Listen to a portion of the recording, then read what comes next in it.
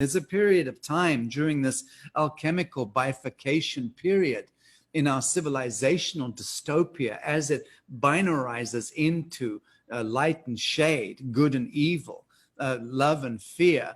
As that beautiful geometric bifurcation takes place, you can choose, where you wish to be. A lot of people have unfortunately trained their adrenal system into needing to be hyperbolic, needing to be adrenalized, needing to have a rush. Doesn't matter what causes the rush. They just need to have a blood rush in order to feel alive. So a lot of people have become very perversified in that way. And they may be good humans in the main, but they're still perverse in the fact that they would rather, they enjoy the idea that their neighbor is suffering. They enjoy the idea when they get bad news from someone suffering. It actually gives them a rush. And a lot of people are like this. A lot of normal, good people are like this. They because they are harboring a lot of unresolved aspects of themselves, a lot of shadows, so to speak, unresolved. They've not worked through that. And so they get piqued and they get adrenalized by misfortune. And that describes, incidentally, a lot of humanity. I would say arguably the majority of humanity have been in that sense perversified or pornographicized against compassion and empathy and kindness and decency and common courtesy.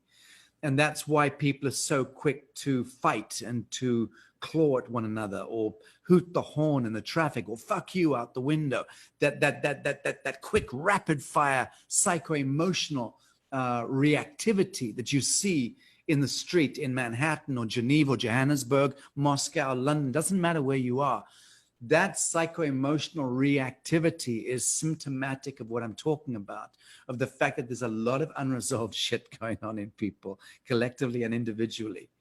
And that perversification of our natural state of grace, alas, means that a great many people now are choosing to place their attention on the underbelly of reality because that's adrenalizing them, rather than them look to the golden horizon of this emergent new earth and go, wow, what can I conjure? What can I imagine into being? How can I affirm, expand, create this great beneficence that's emerging with the golden dawn?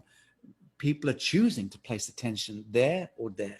Not that many are choosing to get into the trenches and do the hard work of digging ditches and building and planting gardens and making this, beginning the journey of the new earth.